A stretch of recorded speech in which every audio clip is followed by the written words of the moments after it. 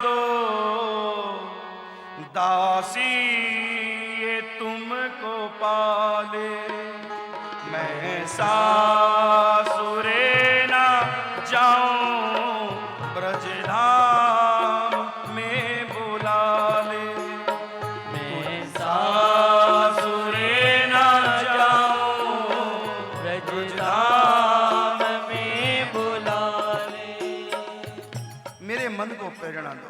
गायत्री मंत्र में यही तो मांगा गया, आप मेरी बुद्धि को प्रेरित करो, मैं असत को त्याग करके सत्य के शरण में जाऊं, आपके शरण में जाऊं। मेरी बुद्धि को प्रेरित करो, प्रचोदयात, मेरी बुद्धि को आप प्रेरित करो, प्रेरणा दो।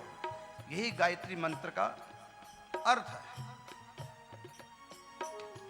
धी कहते हैं बुद्धि को, धीमहि धियो यो नः प्रचोदयात्। हे प्रभु, आप मेरी बुद्धि को प्रेरित करके अपने चरणों में लगाओ, सद्विचार मेरी बुद्धि में भरो। तो मेरे मन को प्रेरणा दो दासी ये तुमको पाले। ऐसी प्रेरणा करो कि मैं क्या करूं, जो ये दासी आपके चरणों की सेवा में आ जाए। उसी समय प्रभु की कृपा प्रारंभ हुई, प्रभु ने प्रेरणा की है।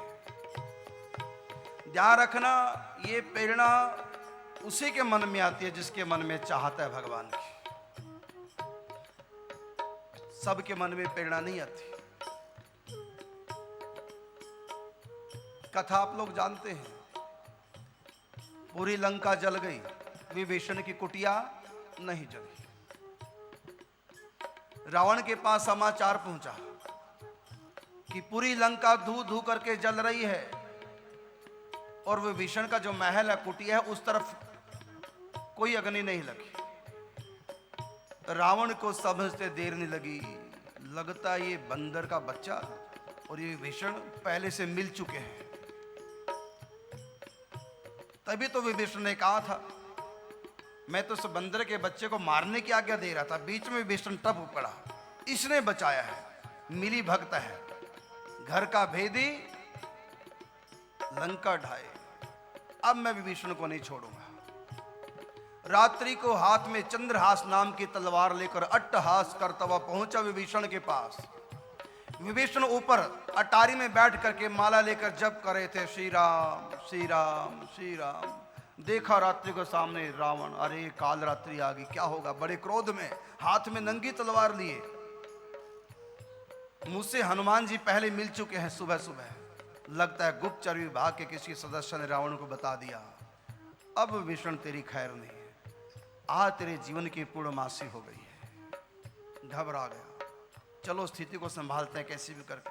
माला नीचे रख करके हाथ जोड़ के खड़े हो गए, भाई साहब जय शंकर की। रावण बोला नीचे उतर, जय शंकर जी के बच्चे नीचे उतर।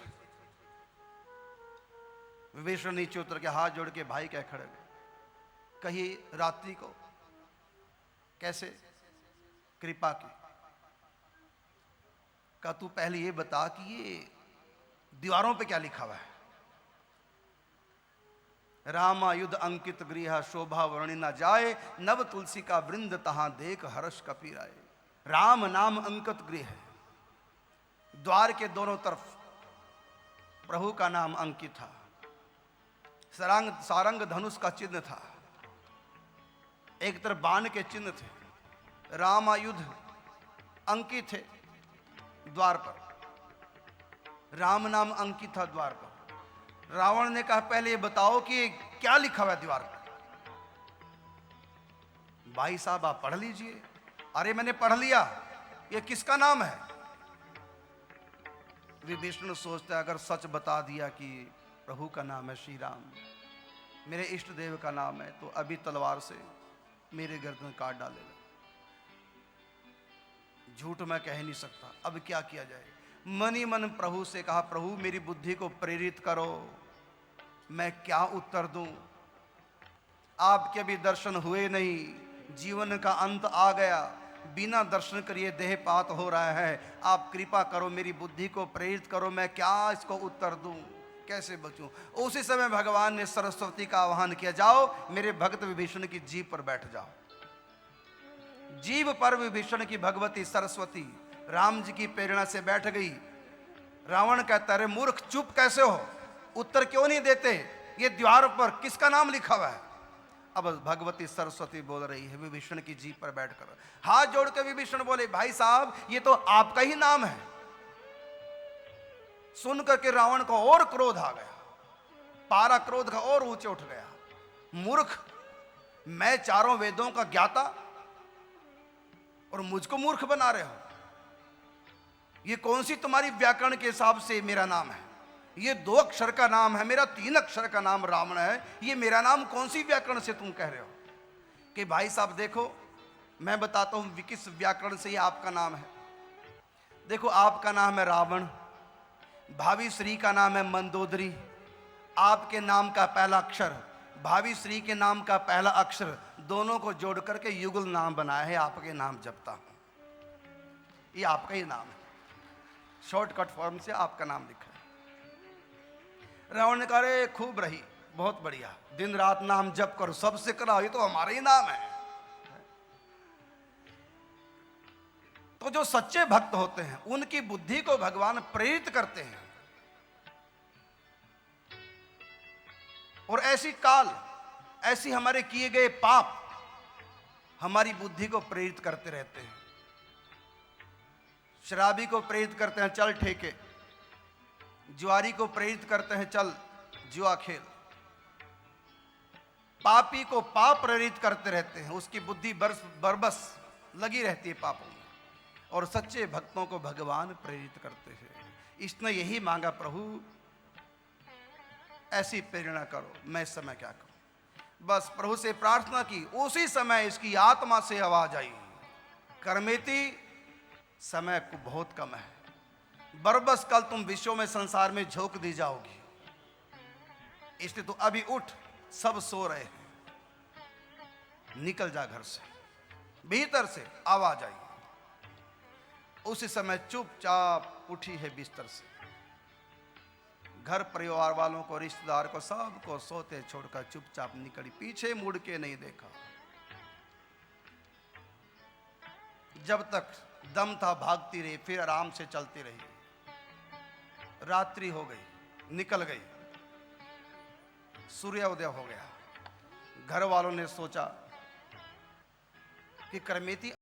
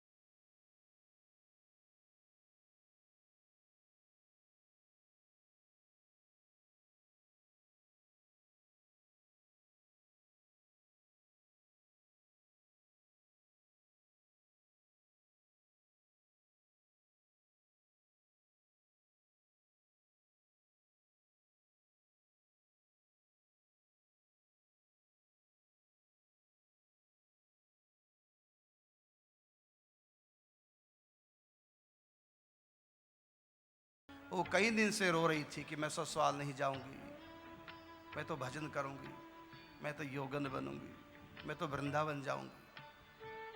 कर्मेती की माँ, हमने बहुत बुरा किया कर्मेती के साथ, अब क्या होगा उसके साथ? वो वृंदावन गई होगी। उस समय राजा के पास खबर पहुंचाई, महाराज हमारी बेटी घर से चली गई। श्री कृष्ण के विरह में घर त्याग दिया। उस समय घुड़ सवारों को दौड़ाया गया चारों दिशाओं में, सैनिकों को चारों दिशाओं में भेजा गया।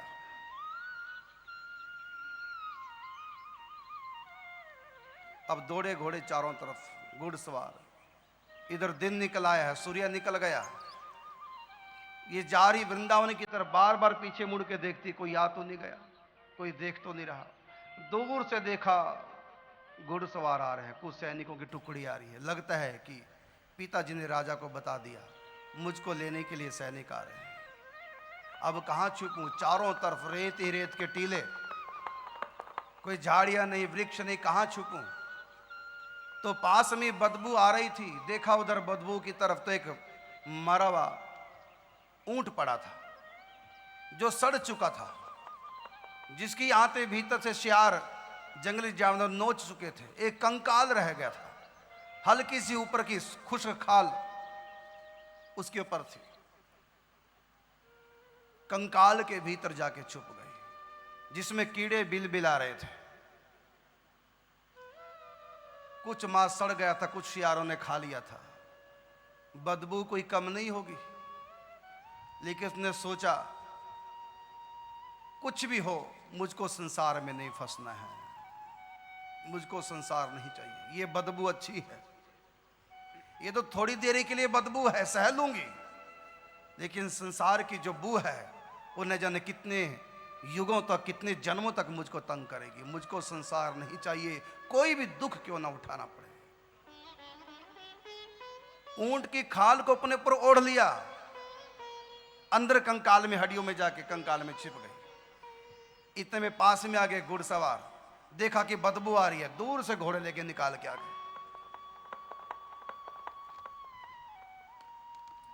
भक्तमाल टीकाकार लिखते हैं कि 3 दिन तक ऊंट की कंकाल का आश्रय लेकर के छुपी रही। जब घुड़सवार आगे चल जाते थे फिर निकल के बाहर बैठ जाती थी। फिर देखा कि वापस लौट रहे हैं मुझको ढूंढ करके, दूर से देखा फिर छुप जाती। ऐसे कई बार घुड़सवार आए गए, कई चक्कर लगे। जब चले जाते ऊंट की खाल से बाहर आ जाती, और जब पास में आ जाते ढूंढते लौटकर फिर खाल में छुप जाती। भक्तमाल की व्याख्या में लिखा हुआ है चर्म रोग हो गया उसको। 3 दिन तक घोड़े की ऊंट की खाल, सड़ा हुआ मांस, बदबू, कीड़े बिलबिला रहे हैं, इन्फेक्शन हो गया चर्म में, खुजली होगी शरीर में। भले शरीर की धज्जियां धज्जियां उड़ जाएं, लेकिन मुझको संसार में नहीं फंसना, मुझको अपने कन्हैया चाहिए। शरीर को तो एक दिन जाना ही जाना है, ये सदा रहने वाला नहीं है। मौत सबकी आनी है, कौन इससे छूटा है, तू फना नहीं होगा ये ख्याल झूठा है। शरीर को तो एक दिन जाना ही है, कल का जाता बलि आज चला जाए। मैं वृंदावन 3 दिन के बाद घुड़सवार भी, सैनिक भी थक गए, कहीं भी मीरा की, उसकी करमेती की खोज नहीं मिली, वापस लौट गए, सब निराश हो गए। अब देखा कि अब घुड़सवार सब जितने आगे गए थे सब लौट के जा चुके हैं।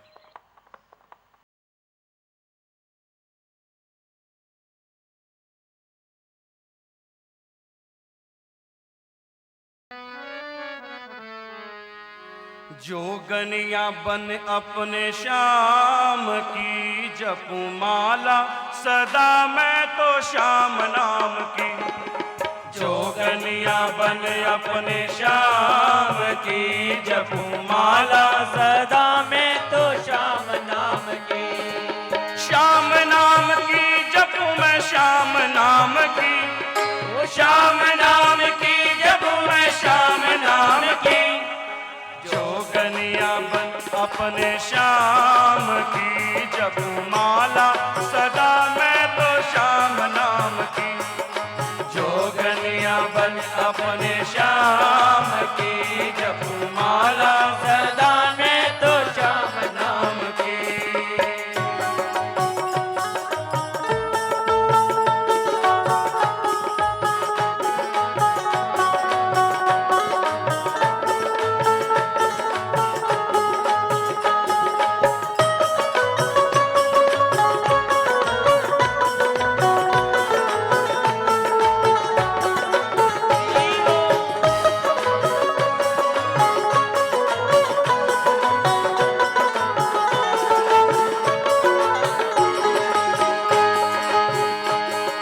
सुन के सत्कथा मिट गई व्यथा, सुन के सत्कथा मिट गई व्यथा।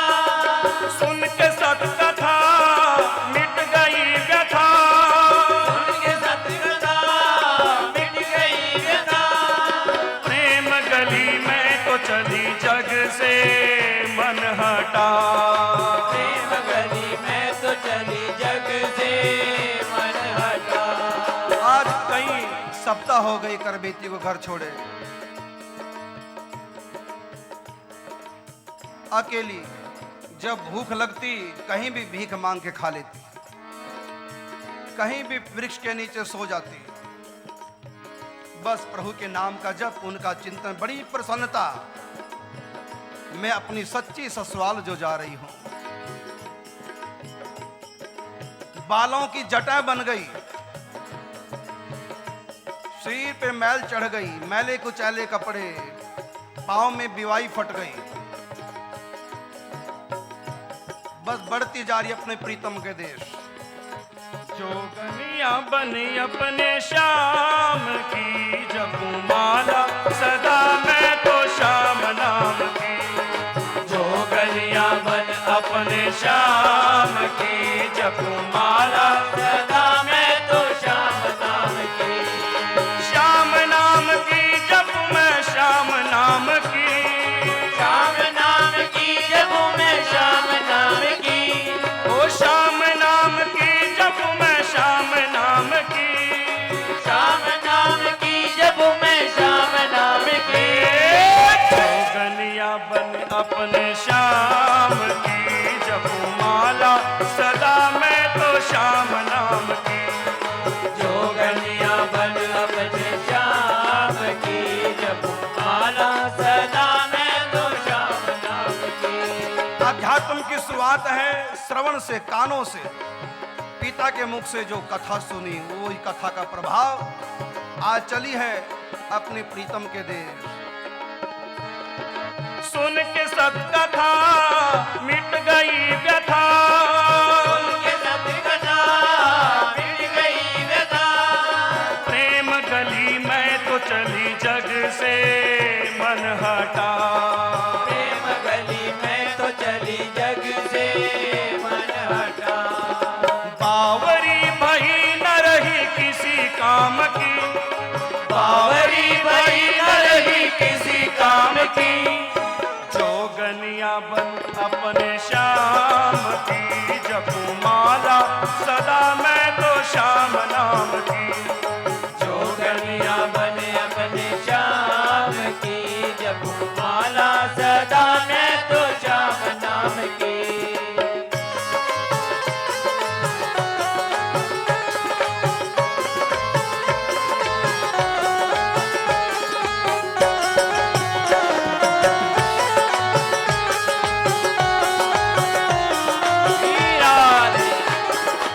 मन के मीत को उनकी प्रीत को।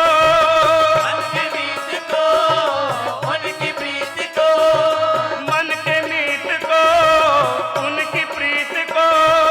मन के मीत को उनकी प्रीत को।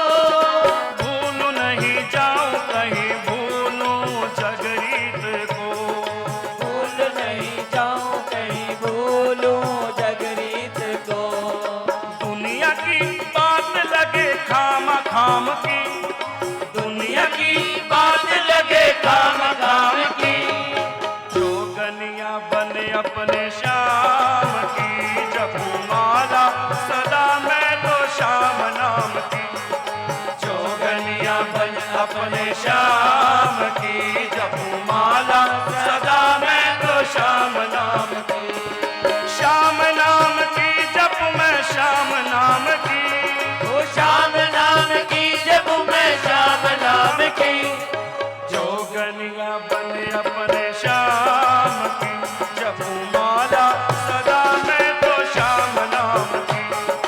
जोगनिया बन अपने श्याम की जब माला सदा मैं तो श्याम नाम की।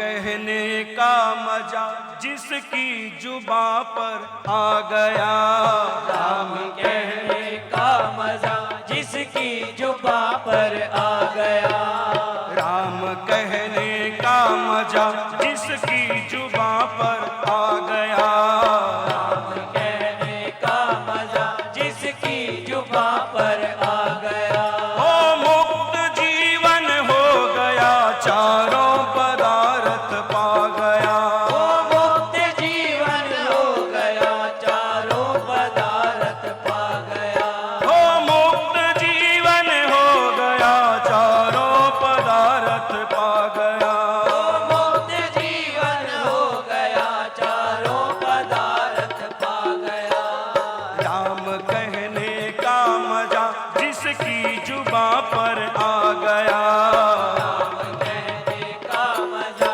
जिसकी जुबां पर आ गया। पवित्र मन वाले नाम जप करते हैं, नाम का विशेष रस उनको मिलता है। नाम अपना वास्तव में जो उनका अपना रस अपना आनंद है वो प्रकट करता है। पवित्र मन वालों के लिए मस्ती आ गई, देह में रोग है, इन्फेक्शन हो गया पूरे शरीर में, खुजली हो गई पूरे शरीर में, 3 दिन तक सड़े हुए मांस का जो संग किया था, ऊंट की कंकाल में जो छिपके रही थी उसे शरीर में इन्फेक्शन हो गया, चर्म रोग हो गया, खुजली है शरीर में, लेकिन मान रही है कि दुनिया में मुझसे अधिक भाग्यशाली कोई दूसरी नारी नहीं हो सकती। आनंद जिंदगी का आ गया, वो मस्ती संसारी लोग समस्त सुखों को भोगते भी नहीं ले सकते, जो मस्ती समस्त सुखों का त्याग करके कहा कि सबसे पहला सुख है निरोगी काया, लेकिन काया में रोग लगा है, तभी मस्ती आ गई। इसलिए कहा है कि नाम जपत कोढ़ी भला, नाम जपत कोढ़ी भला, चाहे चू चू गिरता चाम, और कंचन काया किस काम की, जेही मुख नाही नाम। भाग्यशाली हैं लोग जो भजन करते हैं, चाहे किस्मत ने सताया है, परिवार ने रुलाया है, दुश्मनों ने गिराया है, तब भी वो व्यक्ति भाग्यशाली जिसके मुख में प्रभु का नाम आया है। रावण जैसा कौन भाग्यशाली होगा? पतिव्रता जिसकी पत्नी है, काल को जिसने खूंटे से बांध दिया, 33 करोड़ देवी देवता जिसके आगे हाथ बांधे खड़े हैं, आज्ञाकारी जिसका पुत्र मेघनाथ, वफादार जिसके सेवक रावण के ऊपर मर मिटने को तैयार हैं, ऐसे सेवक हैं रावण के पास। सोने की लंका, लैट्रिन बाथरूम भी सोने के, रावण सोने की थाली में, सोने की कटोरी में बादाम का हलवा सोने के चम्मच से खाता है, अनेक दास दासियां, तब भी रावण को भाग्यशाली नहीं कहा गया। क्या कहा? रावण जब ही विभीषण त्यागा, भय विभव बिन तब ही अभागा। एक संत था रावण के पास, विभीषण, उसको भी लात मार के भगा दिया, अब तू अभागा है। इन सब वस्तुओं को लेकर तू भाग्यशाली नहीं है। पतिव्रता नारी मंदोदरी, आज्ञाकारी बेटा मेघनाथ, वफादार सेवक, मर मिटने को तैयार रावण के ऊपर, सोने जैसी लंका नगरी, परकोटा तो समुद्र का, देवताओं को विजय प्राप्त करने वाला, ऐसा रावण भी भाग्यशाली नहीं है, अभागा है। तुलसीदास जी कहते हैं, हम जिन वस्तुओं के अभाव में अपने आप को मानते हैं हम भाग्यहीन हैं, जिन वस्तुओं को लेकर के हम अपने आप को कहते हैं भाग्यशाली हैं, ये सब व्याख्या गलत है। संसार के तराजू पे अपने जीवन को तोल रहे हो, ज्ञान के तराजू पे तोलो, फिर पता चलेगा तुमने क्या खोया क्या पाया है। अरे मिटने वाली दुनिया का एतबार करता है, क्या समझ के आखिर तू इससे प्यार करता है? आज तक ये देखा है, पाने वाला खोता है, जिंदगी को जो समझा जिंदगी से रोता है। रावण की लाश पड़ी है, मंदोदरी छाती पीट पीट के रो रही है, रावण को मरे हुए को ताना मार रही है, राम विमुख असहाल तुम्हारा, रहा ना कुल को रोवन हारा। राम के विमुख थे, इसलिए तुम्हारी ये दुर्गति हुई है।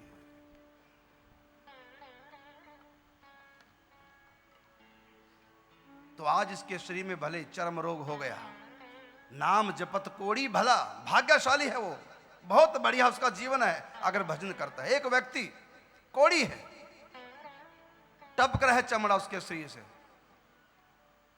रोटी नहीं मिली, घोड़े पे बैठा है, जिसको आप लोग रूढ़ी बोलते हैं, कुर्डी, गंदगी जहां डालते हैं, घोड़े पे बैठा हुआ है, मक्खियां भिन भिना रही हैं शरीर पर, ऊपर से चमचमाती धूप पड़ रही है, पसीना जब घाव को लगता है तो नमक मिर्च लगती है, व्याकुल है, भाग्य ने उसको ठुकरा दिया है, घर वालों ने ठुकरा दिया है, घोड़े पे बैठा है गंदगी के ढेर पर,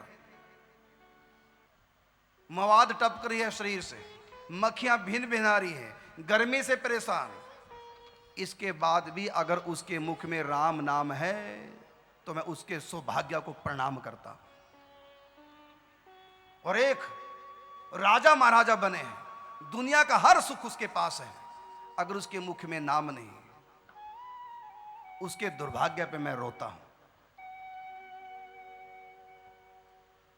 प्रभु का नाम ही सुख है, भजन नहीं करते इससे बढ़कर कोई दुख नहीं। कहे हनुमंत विपत्ति प्रभु सोई, जब तब सुमिरन भजन ना हुई।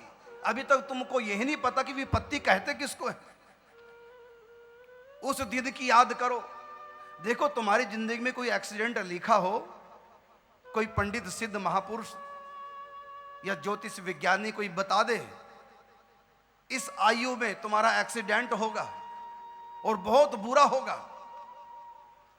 तो तुम लोग कितनी चिंता करते हो, कितनी चिंता करते हो, परेशान हो जाते हो, उसका उपाय पूछते हो, और कितना भी कठिन उपाय कोई पंडित बता दे ज्योतिष, वही करने को तैयार है।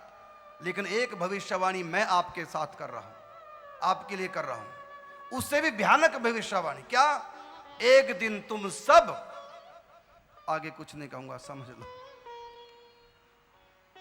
मौत से ऐसा एक्सीडेंट होगा, ना तुम किसी के रहोगे ना कोई तुम्हारा रहेगा। जो भी कमाया सब बर्बाद हो जाएगा, जितना भी लाभ है सब हानि में परिवर्तित हो जाएगा, जितने भी अपने हैं सब गैर हो जाएंगे। बोले बात सच है कि नहीं? तो मौत से जो हमारा एक्सीडेंट होना है, इसके बारे में कुछ सोचा है?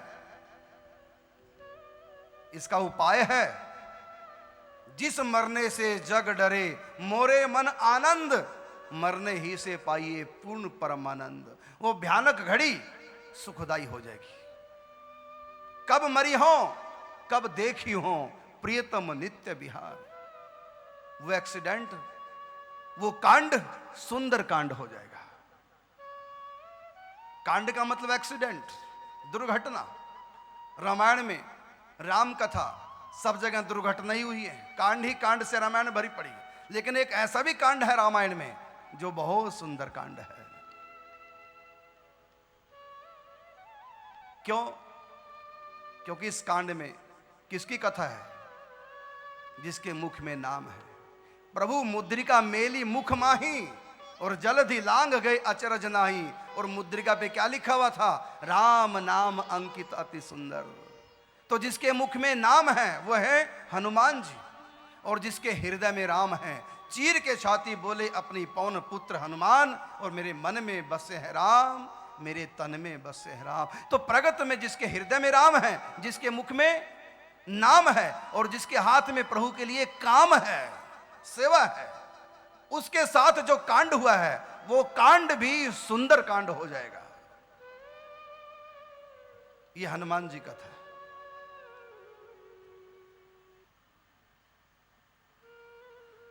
तो मौत का एक्सीडेंट सबके साथ होना है, सब कुछ बर्बाद हो जाएगा, सब कुछ मिट जाएगा, प्रलय हो जाएगी तुम्हारे लिए। तो उसकी तैयारी करो। इससे तो आगे भजन ही है साथी, हरि के भजन बिन अकेला रहेगा। अरे मन ये 2 दिन का मेला रहेगा, कायम न जग का झमेला रहेगा। एक राही घर से निकला, एक राही घर से निकला, दिल में बहुत अरमान थे। एक तरफ था जंगल, उसकी दूसरी तरफ शमशान थे। चलते चलते पांव हड्डी पे आया, हड्डी के ये बयान थे, ओ राही तू संभल के चलना, क्योंकि हम भी कभी इंसान थे। और हड्डी के अंदर से क्या आवाज आ रही थी? राम नाम सत्य है, सत्य बोलो गत है। राम नाम सत्य है, सत्य बोलो गत है। राम नाम सत्य है, सत्य बोलो गत है। राम नाम सत्य है, सत्य बोलो गत है। राम नाम सत्य है, सत्य बोलो गत है। राम नाम सत्य है, सत्य बोलो गत है। इससे तो आगे भजन ही है साथी, इससे तो आगे भजन ही है साथी। हरि के भजन बिन अकेला रहेगा। हरि के भजन बिन अकेला रहेगा। अरे मन ये 2 दिन का मेला रहेगा। अरे मन ये 2 दिन का मेला रहेगा। ओ कायम ना जग का झमेला रहेगा। ओ कायम ना जग का झमेला रहेगा। क्योंकि राम नाम सत्य है, सत्य बोलो गत है। राम नाम सत्य है, सत्य बोलो गत है। कंधे पर 4 व्यक्तियों के कंधे पर एक व्यक्ति जा रहा है, सफेद चादर ताने, मुर्दा, एक सवारी, 4 ड्राइवर, एक सवारी, उसके पीछे दुनिया सारी। 4 ड्राइवर एक सवारी, उसके पीछे दुनिया सारी। 4 ड्राइवर एक सवारी, उसके पीछे दुनिया सारी। 4 ड्राइवर एक सवारी, उसके पीछे दुनिया सारी। सबकी एक दिन आए बारी, आगे पीछे हो दिनचारी। सबकी एक दिन आए बारी, आगे पीछे हो दिन क्योंकि राम नाम सत्य है, सत्य बोलो गत है। राम नाम सत्य है, सत्य बोलो गत है। सब राम नाम सत्य बोल रहे हैं, बहुत दुनिया उसके पीछे पीछे, सब रो रहे हैं, घर परिवार के स्वजन संबंधी सब। अब मुर्दा कहते हैं उन रोने वालों को, मुर्दा कहे पुकार के,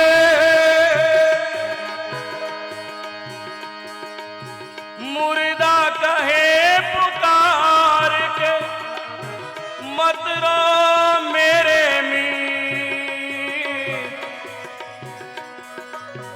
एक एक सब जाएंगे यही जगत की,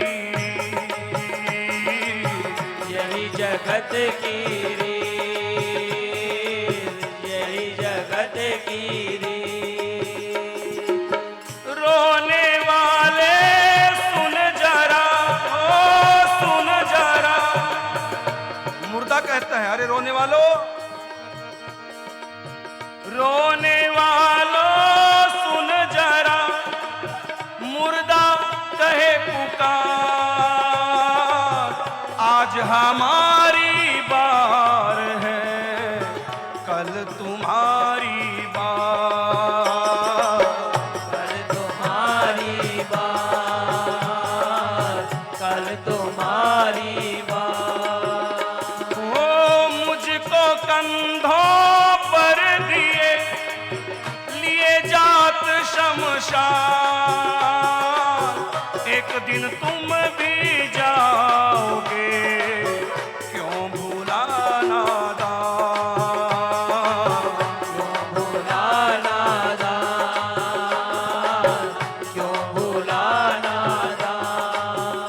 क्योंकि राम नाम सत्य है, सत्य बोलो गत है। राम नाम सत्य है, सत्य बोलो गत है। सामने से कबीर दास जी आ रहे थे जब ये अंतिम शव यात्रा निकल रही थी। साथ में एक शिष्य था। शिष्य ने कबीर दास जी से कहा, गुरुदेव, सब लोग तो बोल रहे हैं राम नाम, ये स्कंधी चारों भी बोल रहे हैं राम नाम, पीछे वाले भी बोल रहे हैं राम नाम, ये जो सफेद वस्त्र ताने जो ऊपर फुर्सत से लेटा हुआ है, ये क्यों नहीं राम नाम बोलता? कबीर ने कहा बेटा, कबीरा साज ना बज सके, टूट गए सब तार, साज बेचारा क्या करे जब चले बजावन हार। चले बजावन हार, चले बजावन हार। बेटा ये इसलिए नहीं बोलता क्योंकि इसमें से बोलने वाला निकल गया है, श्वासों के तार टूट गए हैं, ये साज में अब आवाज नहीं रही। यहां जितने बैठे हैं मेरे साथ अगर बोल रहे हैं राम नाम सत्य है, तब तो तुम जीवित हो, नहीं तो मुर्दे से कम नहीं हो। सब बोलते हैं राम नाम, कौन नहीं बोलता? बोलो, राम नाम कौन नहीं जपता? जो मुर्दा है। अब आप बताओ कितने लोग नियम करते हैं? जो नियम करते हैं नाम जप का, वो सब जीवित मानो, बाकी सब जिंदी लाशें हैं, सब मुर्दे हैं जो नाम जप करते हैं।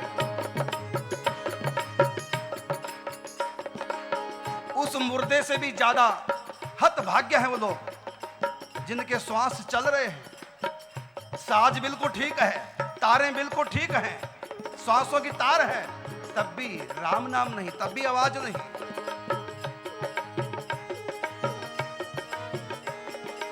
मुर्दा भले ही स्वयं नाम जप नहीं करता, लेकिन दूसरों को रोकता तो नहीं, बल्कि दूसरों से भजन करवाता है।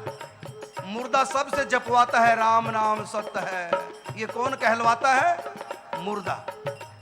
तो मुर्दा भाग्यशाली है, भले जप नहीं करता, दूसरों से तो करवा रहा है, इसलिए वो मुर्दा पूरा नहीं है, वो आधा मुर्दा है।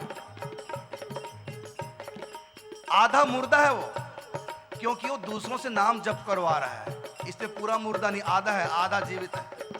पूरे मुर्दे तो वो हैं जो ना जपते हैं और ना जपने देते हैं, वो पूरे मुर्दे हैं।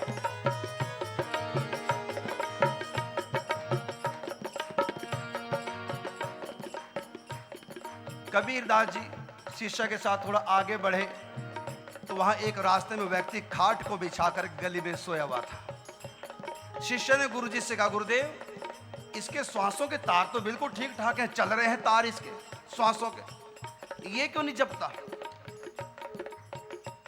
तो उसके तो श्वासों के तार टूट गए, चलो नहीं नाम जप करता तो मुर्दा है, लेकिन तो जिंदा लग रहा मुझको, इसके तो श्वास चल रहे हैं, ये खाट पे फुर्सत से सोया हुआ है, ये नाम जप क्यों नहीं करता? कबीर ने उस समय जोर से लात का प्रहार किया उस सोने वाले व्यक्ति के लिए, दिन में सोता है। कबीरा सोया क्या करे, कबीरा सोया क्या करे,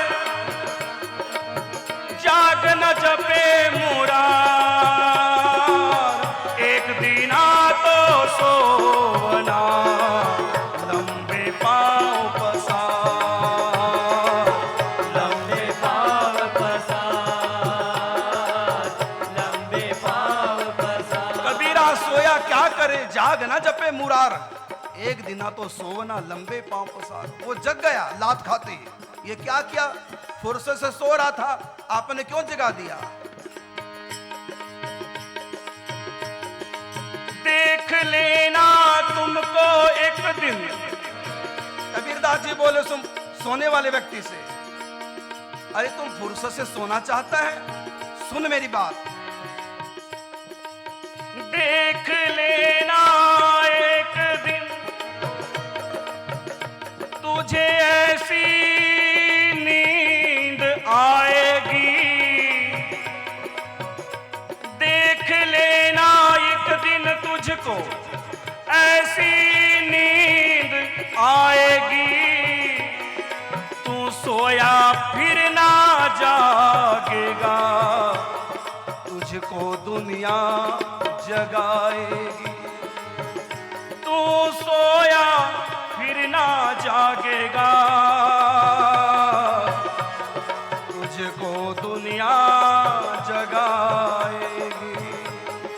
राम नाम सत्य है, सत्य बोलो सत्य है, राम नाम सत्य है, सत्य बोलो सत्य है। अब मुर्दा आगे बढ़ा, शमशान में पहुंच गया। नीचे भी लकड़ी, ऊपर भी लकड़ी, दाएं भी लकड़ी, बाएं भी लकड़ी, सिरहाना भी लकड़ी का। सब लोग चीता को घेर के खड़े हैं। कोई कहता लकड़ी ऐसे रखो, कोई कहता ऐसे रखो, कोई कहता यहाँ रखो, अब बूरा डालो, अब घी डालो। उस समय लोग एक दूसरे को ऐसे गाइड करते हैं जैसा कि इन्होंने चीता में पीएचडी कर रखी हो। सब गुरु बनते उस समय, ऐसे नहीं ऐसे, अब ऐसे करो, अब ऐसे करो। वो उससे आगे, वो उससे आगे। बात भी सच है, दुनिया किसी को जलाने में पीछे नहीं हटती।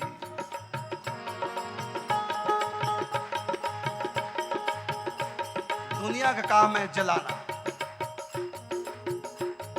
और जो ही आग भड़कती है, कोई भी चीता के पास नहीं हो, सब पीछे हट जाते हैं। आग लगा के पीछे, फिर बाद में कहते हमने तो कुछ कहा ही नहीं था, मेरा ये मतलब थोड़ी था कहने का। अब सुलगती रहे आग, पीछे हट गए। अब मुर्दा कहता है, जब मुर्दे में आग लगी लोग पीछे पीछे हट गए। अब जलता हुआ मुर्दा कहता है,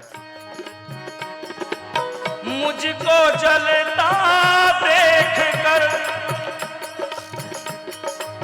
मुझको जलता देख कर क्यों भागत हो दूर। एक दिन तुम भी होगे जलने पर मजबूर, जलने पर मजबूर, जलने पर मजबूर। मुझको जलता देखकर क्यों भागत हो दूर। पहले तो बड़े पास पास थे, अब जो ही आग बढ़ के पीछे हट गए सब। मुर्दा कहता है कि मुझको जलता देखकर क्यों भागत हो दूर।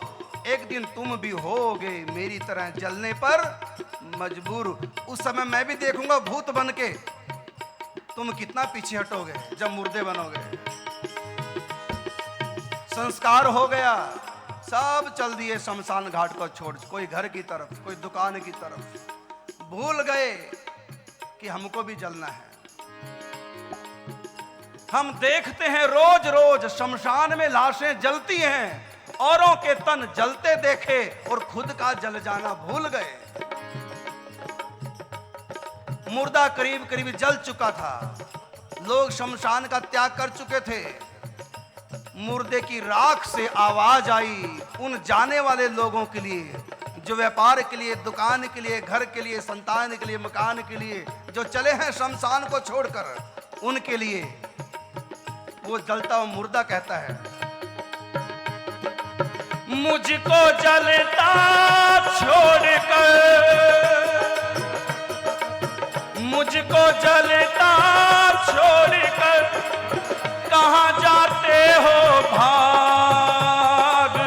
एक दिन वापिस आओगे यहीं लगेगी आग, यहीं लगेगी आग, यहीं लगेगी आग। मुझको जलता छोड़कर कहाँ जाते हो भाग।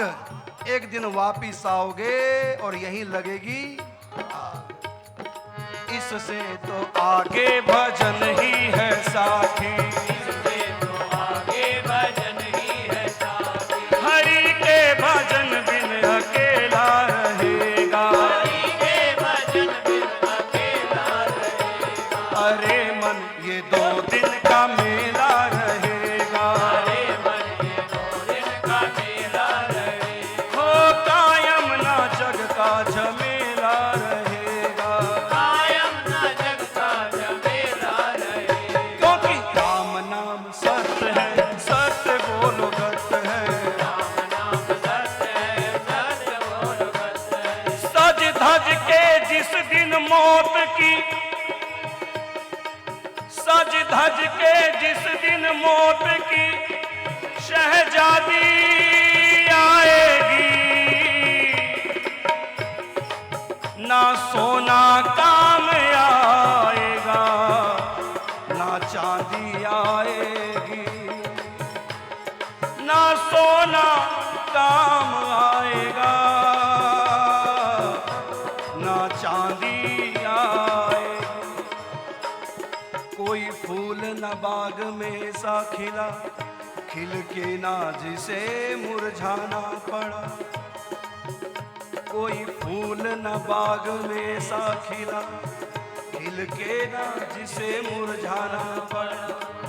रहना नहीं देश बेगाना है, जो आया उसे जाना ही पड़ा।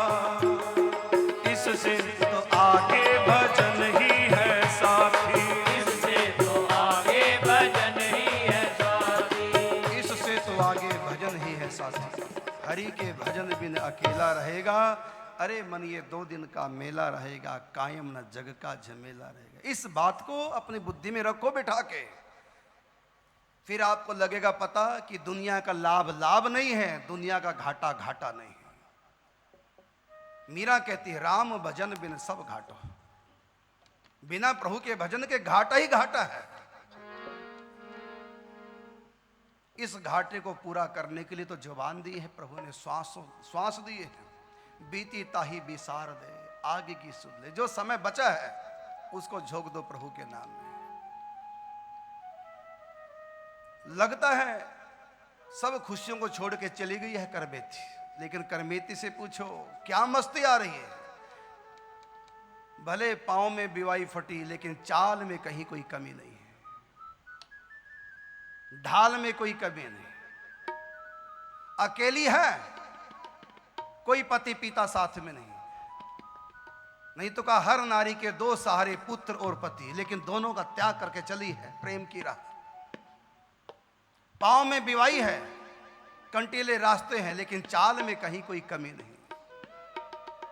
बिना पति पुत्र के, बिना माता पिता के अकेली है, लेकिन ढाल में कोई कमी। ढाल का मतलब सुरक्षा, प्रभु साथ है। चलिए अपने प्रभु के हृदय में बसा करके। जबकि मनुस्मृति में कहा है स्त्री को, नारी को कभी अकेला नहीं विचरण करना चाहिए। बचपन में माता पिता के साथ, जवानी में पति के साथ, और बुढ़ापे में बच्चों के साथ स्त्री को कहीं भी जाना चाहिए, अकेली नहीं रहना चाहिए। करमेती को भी कईयों ने कहा राह में तू अकेली विचरण कर रही है। करमेती कहते तुम्हारी आंखें फूट गई तो मैं क्या करूं, जो तुमको नहीं दिख रहा है जो मेरे साथ है। मैं अकेली नहीं। जोगनिया बन अपने श्याम की, जपू माला सदा मैं तो श्याम नाम की। जोगनिया बन अपने श्याम की, जपू माला सदा मैं तो श्याम नाम की। सुन के सत्कथा मिट गई व्यथा, उनके सत्कथा मिट गई व्यथा। प्रेम गली में तो चली जग से मन हटा।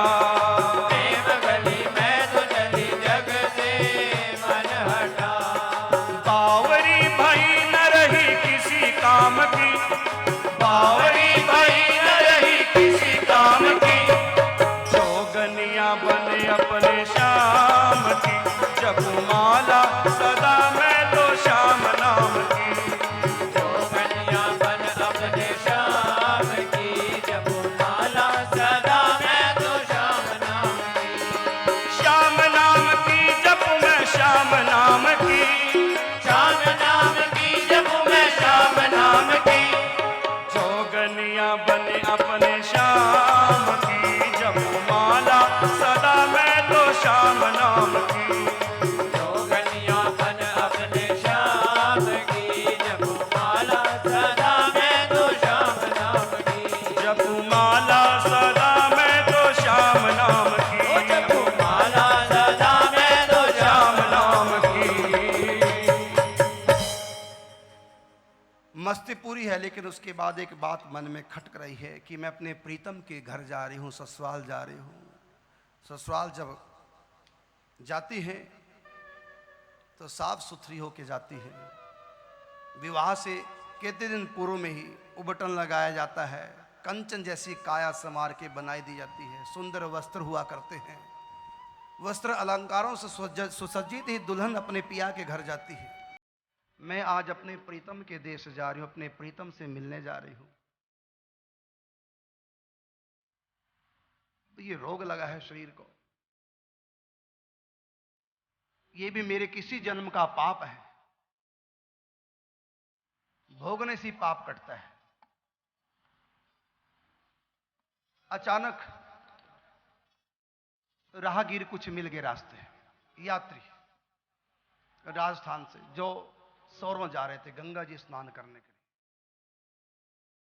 इसने पूछा आप सब कहां जा रहे हैं? वो भी सब कीर्तन करते जा रहे थे, भक्त मंडली थी। कहा कि हम सुगर क्षेत्र सौरव जा रहे हैं गंगा जी स्नान करने के लिए। उसी समय करमेती बाई के मन में आया, मेरे प्रश्न का उत्तर मुझको मिल गया, मेरी शंका का समाधान हो गया, मेरी समस्या का हल मुझको मिल गया है। भगवती गंगा प्रभु के चरणों का धोन है, चरणामृत है। अकाल मृत्यु हरणम सर्व व्याधि विनाशनम विष्णु चरणोदकम पित्वा पुनर्जन्म न विद्यते। गंगा तो प्रभु का चरणामृत है, चरणों से निकली गंगा प्यारी जिसने सारी दुनिया तारी। तो व्याधि का नाश करने के लिए चरणामृत बहुत है, और भगवती गंगा जी ये प्रभु का चरणामृत है। और संयोग बन भी गया है, तो क्यों ना मैं पहले गंगा जी जाकर के अपने देह के मन के समस्त पापों को धो डालूं, तन और मन से पवित्र होकर अपने पिया के देश वृंदावन फिर जाऊंगी। बड़ी प्रसन्नता हुई, वृंदावन का रास्ता छोड़ दिया, चली है सौरों शुक्र क्षेत्र। ये कासगंज के पास उत्तर प्रदेश में पड़ता है। गंगा जी स्नान किया। गंगा जी में बार बार नहाने की आवश्यकता नहीं, एक बार से ही सब काम हो जाता है।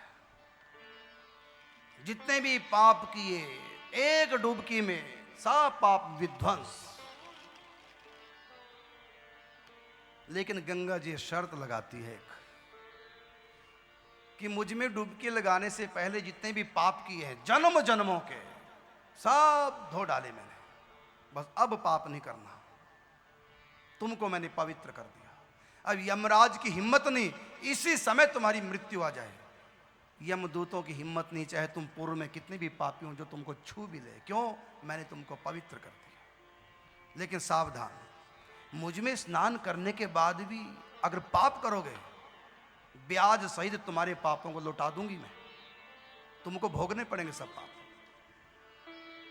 एक बार जिसने गंगा स्नान कर लिया, समस्त पाप धुल गए। लेकिन फिर हम वही गलती करते हैं, फिर गलतियों को दोहराते हैं। भगवती गंगा हमारे फिर पापों को वापस कर देती है। जो धोए थे लो अपने पाप वापस, तुम तो मुझको बदनाम कर रहे हो। यहां तक कि दीक्षा ले लेने के बाद पूर्व का जन्म समाप्त, उसके बाद कोई पाप ना हो, पहले सब समाप्त हो गए। लेकिन फिर दोबारा कोई पाप करता है, फिर दोबारा पाप आ जाता है। दीक्षा लेने से नया जन्म होता है। भक्तमाल में कथा आती है, एक चोर चोरी करके भागा, पुलिस ने देख लिया, पीछे पीछे पुलिस लगी। सत्संग हो रहा था, पंडाल में आके छुप गया, सामान बाहर फेंक दिया, पुलिस ने देख लिया था। वृंदावन के प्रसिद्ध संत श्री हरिवंश जी महाराज, उनके परम कृपा पात्र चतुर्भुदास जी सत्संग कर रहे थे। सत्संग में दीक्षा की महिमा बता रहे थे, वैष्णव दीक्षा की महिमा, कि जिसने दीक्षा ले ली उसका नया जन्म हो गया। सत्संग समाप्ति के बाद उसने दीक्षा भी ले ली, सत्संग से प्रभावित होकर। दीक्षा लेकर के पंडाल में जब चला, पुलिस ने पकड़ लिया, चल बच्चों। गए राजा के यहां, महाराज चोर पकड़ लिया हमने, ये चोर है। वो चोर कहता है, महाराज मैं कसम मुझसे उठा लो किसी की भी, मैं सत्य कहता हूं, इस जन्म में मैंने चोरी नहीं की, इस जन्म में मैंने कभी चोरी नहीं की। पुलिस कहती है, महाराज हमने अपनी आंखों से देखा, यही व्यक्ति था, हमने पहचान लिया इसको। वो कहता है, महाराज कैसी भी मेरी परीक्षा ले लो, मैं सत्य कह रहा हूं, किसी भी कसम उठवा लो, गंगा जली मेरे हाथ में रख दो, मैं सत्य कहता हूं मैंने इस जन्म में चोरी नहीं की, नहीं की, नहीं की। राजा को विश्वास नहीं हुआ उसकी बात पर कि जब हमारी पुलिस कह रही है, एक को धोखा हो जाए, दो को धोखा, 10 व्यक्ति पुलिस वाले ये कह रहे हैं यही था, और सामान भी मिल गया पंडाल से बाहर, सत्संग कथा से बाहर। तो राजा ने कहा अगर तुम सत्य हो, हम तुम्हारे हाथ पे अग्नि रखते हैं, तुम्हारा हाथ जल गया तुम झूठे, जेल मिलेगी, अगर हाथ नहीं जला तुम सच्चे, हम मान लेंगे तुमने इस जन्म में चोरी नहीं की। बोलो स्वीकार है? सहर्ष कह दिया महाराज मुझको स्वीकार है, मैं सच्चा हूं, अग्निदेव मुझको जला नहीं सकता। अंगार मंगाया गया, चिमटे से अंगार उसके हाथ पे रख दिया गया, अग्नि शीतल हो गई। अग्नि की हिम्मत नहीं जो हाथ को जलाते।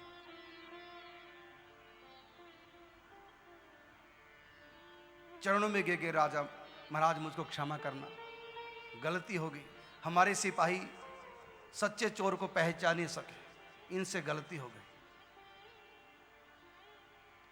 बाद में बताया महाराज इनसे गलती नहीं हुई, ये सिपाही बिल्कुल सच्चे हैं, चोरी हमने ही की थी। कहा फिर चमत्कार कैसे?